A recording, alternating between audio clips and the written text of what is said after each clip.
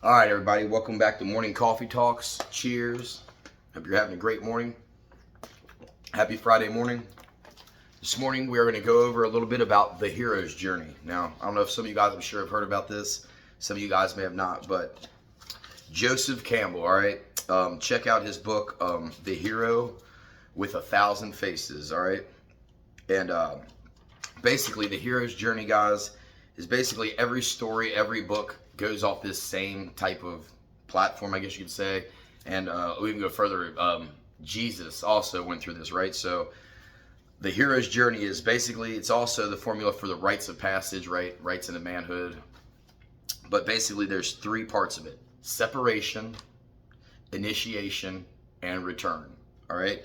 So I got some notes here, so we'll go over that. I'm not going to act like I'm like completely knowledgeable in all this, guys, but right, first you have separation, right? So basically, you figure out something isn't right, something's lacking. So you have a call to adventure, a quest, right? The hero's journey. And so you go off, right? You leave the ordinary world and you go on this journey, right? A soul journey, basically. This is where your unmanly feelings dwell, confronting your demons, as we say, right? Your shadow side that hold us captive. This is a stage in the journey when the warrior archetype is needed most, all right? Courage, fierceness, to break through and explore the dark and negative emotions of your shadow side. There are many passages along the first stage, all right, guys? And basically, this is where you're going to go from childhood guilt to responsibility, compulsive actions to relaxed waiting, all right? You're going to go from sureness to doubt, from false optimism to honest despair, all right? That's a few things we're going to name here.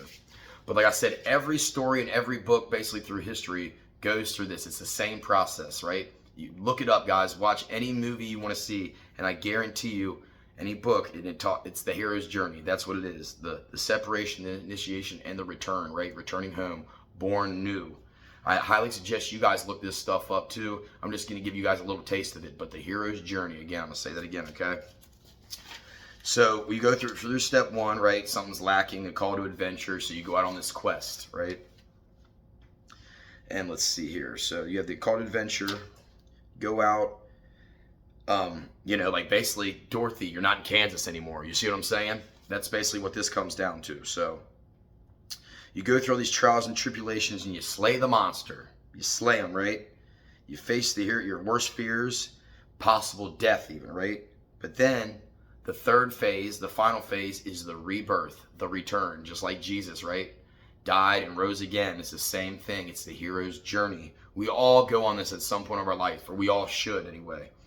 Okay, so you have the rebirth, and as a result of that, and you always return home. That at the end, it's always returning home, right? You leave home, you go on this journey, you go through all this stuff, you slay the dragon, and you always end up returning home. I would like to think that of myself as a hero's journey in a ways is that, right, I went off into the Marine Corps. I guess you'd say a call to adventure. Someone's right, I needed to get away. I needed to do something with my life. All right, I came home, and when I got out of the Marine Corps, I had to face these demons, right? I hit rock bottom, so I had to go through this. I figured out there wasn't something right, so I got to go through this journey. I got to figure out what the hell's going on with me. So we go out here, go through all these trials and tribulations, the addictions, all these things, and you get through it and you return home. And I return right where did I return back to? Right back to the Catholic Church, right back to God. Return home, born anew. That's how it works, guys. That is the hero's journey, and we are all going through a hero's journey. Everyone's is going to be different, all right? But you are the hero. You are the author of your own life. Is basically what this comes down to, guys. You got to figure out what your hero's journey looks like. But we all go through it. Now, this is a little morning coffee talk. It's nothing special, but I highly suggest you guys look into this because this is the story of life. This is the story of everything. Again, Joseph Campbell came up with this. This is not my stuff, guys. This is just a quick little bullshit talk about it. But we're all on a hero's journey.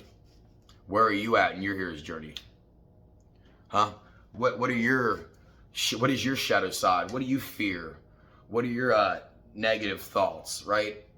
What is that stuff deep down inside you that's maybe ugly, nasty, right? Your anxieties, again, your fears. Trying to think of what else. Basically, that's what it comes down to, though, guys. But like I said, I like to talk about Jesus a lot in here. And if you look at Jesus' life, it is literally the hero's journey, right?